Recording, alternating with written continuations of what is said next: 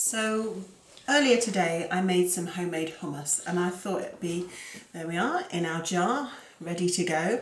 So I thought it'd be really nice to have it with some homemade pita bread. I've never made these before. I've made bread, but never these. So we've only just in lockdown, I don't know how many weeks been in lockdown. How long have we been in? 7 weeks. We've not been able to get any bread flour. So our local shop, garage, had this hand-milled bread flour, and it is Pennine bread flour. Oh, is that Pennine? Yeah, it is. Yeah, sorry, I couldn't see, it was wrinkled. So we're going to give it a go and see how they come out and hope they're edible. It's quite a long faff, but I'm not going to go up to the shops again just for some pita bread. And we've got the flour now. I found 2 packets of yeast. I'm using pink Himalayan salt, olive oil.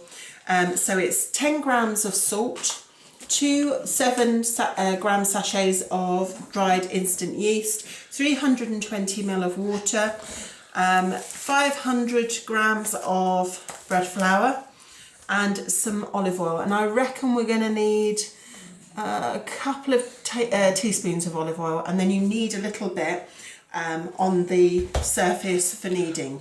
So I've put a little bit in there. So here we go, we're going to get very messy.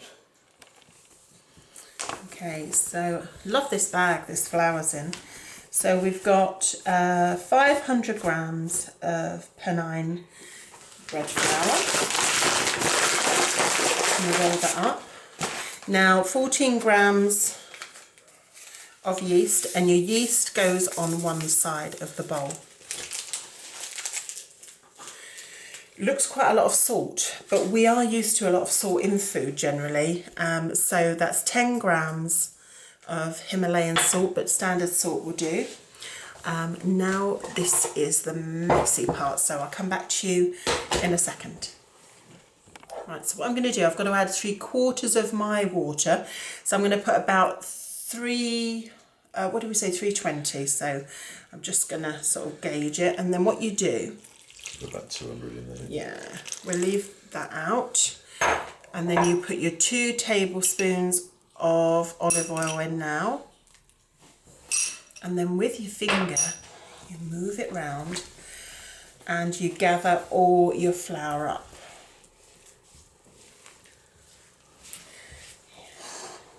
No bread maker for me.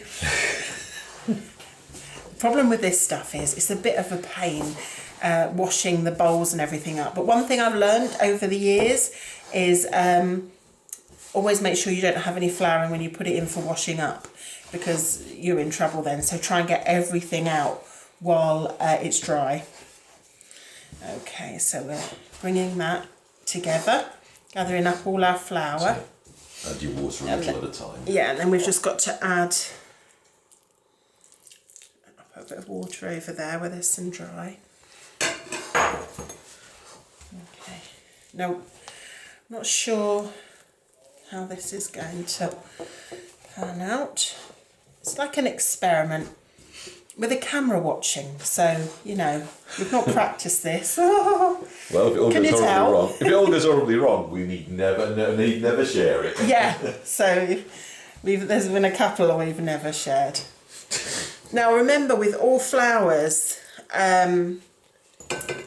it depends on the flour to water. So what you might read in one recipe book, some flours are greedier than others, believe it or not, with water. So a lot of you that make bread are saying, yeah, I know.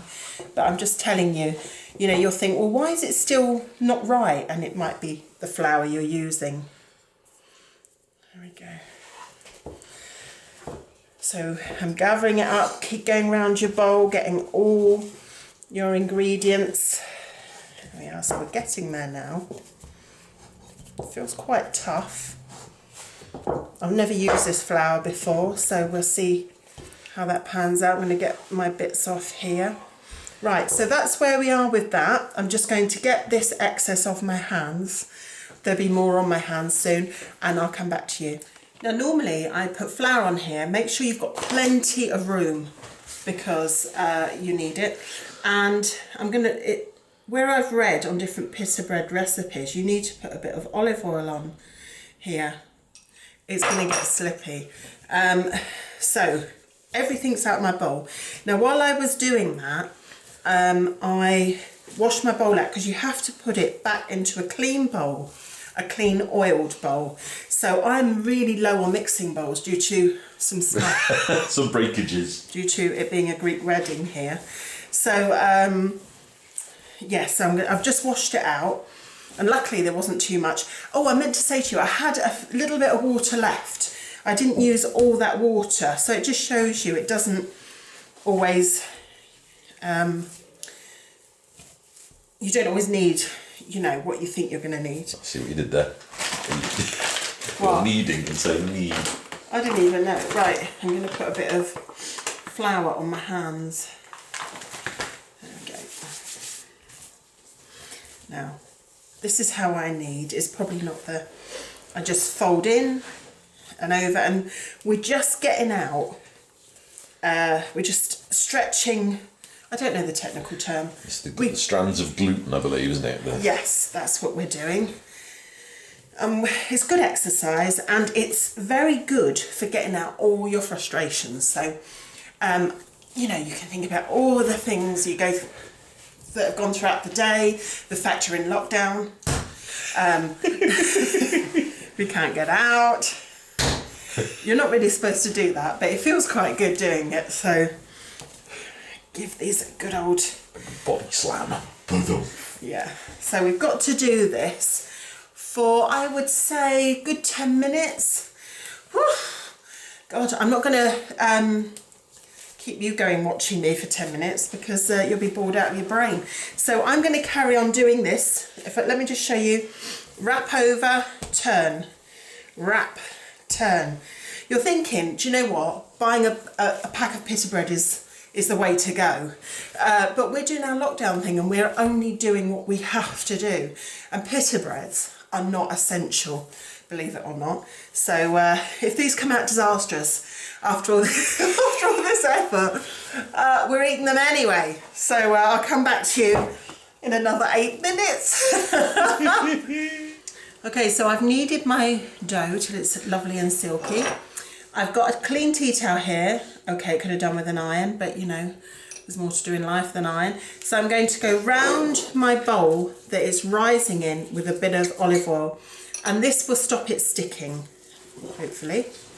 So just a very little bit. Now I know I'm going right up this bowl, but this will more than likely double in size. This needs to go in here, like so. Look at that. We're putting it to bed. My friend made me this tea towel, and it's Anna Parker, made in Wales. Where is it? She even put a little label on it. Yeah, it's still going, Anna. Looking a bit worse for wear, but it's all right. So you put it to bed like that for at least an hour, 2-3 hours, and it will double in size. Then we get it out, we put some flour over the worktop, then we bash it again. So you can see how much, next time you nip down to your local bakery and think, do you know, I'm going to have some of those artisan pita breads. Think about the person that made them.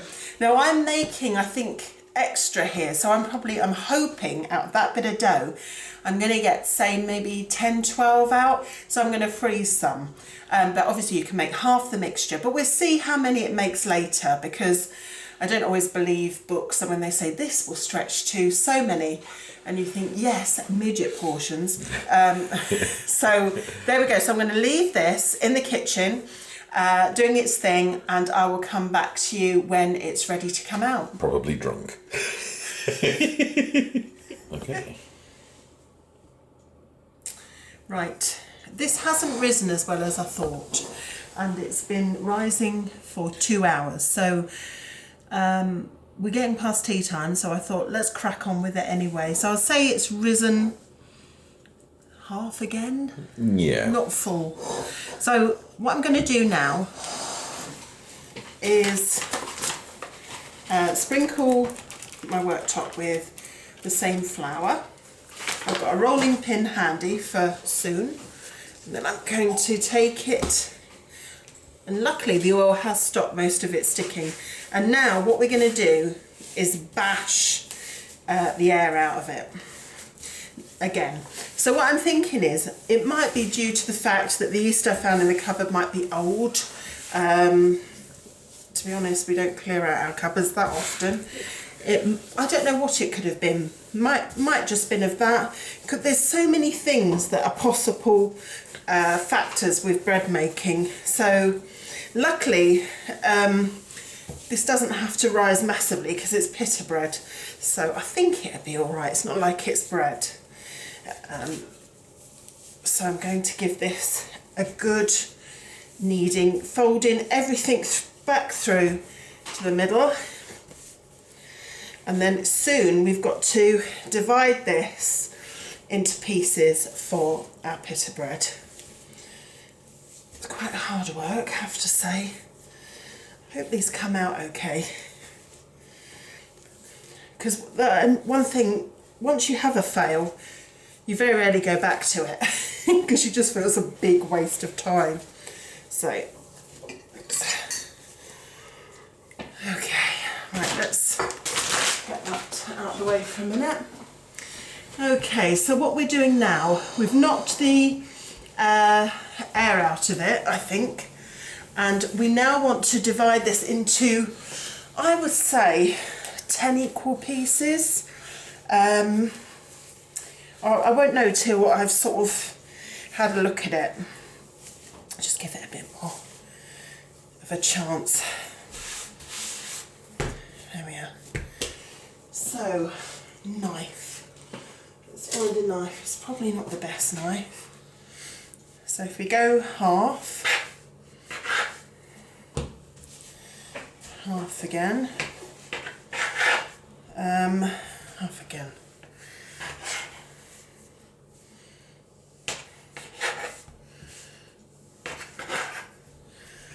Let's look at this situation. Looks nice, doesn't it? So we've got 1, 2, 3, 4, 5, 6, 7, 8. 8. Yeah, I think we're only going to get 8 out of this. It'll be big. So, something I need to do is put some flour on my rolling pin. And what you need to do, I believe, having read lots of different things, is you need to roll them out to about 3 mil thick in the shape that sort of resembles... Well, they look like a pita bread now. Yeah, won't want to eat it like that though. No, but... Yeah, let's give this one a go. This feels a bit bigger. Now, what I meant to say is when I started this, I put my oven, it has to go into quite a hot oven. Now I have read, and it says things like, put your oven stone in the microwave. We don't have something called an oven stone. So what I've done, I've put my very grotty tins with parchment paper, well not parchment paper, I don't know where that comes from, baking paper in ready. So the tin, I think the whole thing is, the tin has to be nice and hot before you put these on, I would imagine. Right, let's have a look. Just my husband doing a massive yawn. It's obviously all the sugar he's consumed today. Actually, it might be the beer he consumed at lunchtime, which is not a good idea. No, I can say Sunday lunchtime beer is never a good idea. Now this one's bigger. It's going to be a monster. There we are. Looks about right. Yeah, they look right. Doesn't mean they're going to taste right. They're going to be great. Yeah, this one's going to be a little tiny one. It's going to be Henry's. He can only have a tiny one. You can only have tiny ones. Yeah. Can you imagine it? There we are. Big one. Tiny one. This probably would drive people who like everything just so nuts, my little videos, because yeah, we're in a mess. Now all these are for, we're not using these with a filling. We're going to use this with our homemade hummus. So I'm not overly worried. And we'll see. We'll see if they're actually usable as a pita bread. Last one. But this is probably a boring watch. I should have come back. There we are. Getting nice and stuck up to the rolling pin now. A bit more flour. We do the last one. So you get the general idea. It's me thinking I'll get 10 to 12. And I've got... You just about got 8. Yeah, but they are quite big. Okay. But I hate those small pita breads sometimes you buy and you can't get any filling in them. They're annoying as well. So let's just make these a bit wider. So that's it really. We're going to do that. Now, once my oven's preheated to 220, I'm going to put them on a floured greaseproof paper and they should be ready in about 5 to 10 minutes with very light colour. That's the idea. So that was a bit thick on the end. So we'll see if it works. I'll come back to you in a minute. Okay, so this is my very hot tin that isn't a pitta stone. And we're going to go like so. And then I'll get, because these only take 5 to 10 minutes or till the flour just stop them sticking, hopefully. So they're going to go into the oven for 5 to 10 minutes until they just change colour. We'll see. See you in a minute. Okay, so here are our pittas. They've just started changing colour. And what you need to do, that one, yeah, that's changed colour, is you put a tea towel over them and that keeps the steam in, which keeps them nice and soft. So I'm putting that one on. So that's the first lot out. And they look like pitta breads. I'm quite impressed, to be honest. And second lot are, I put them on a separate tray and they're coming up really nicely. So, ooh, hang on a minute.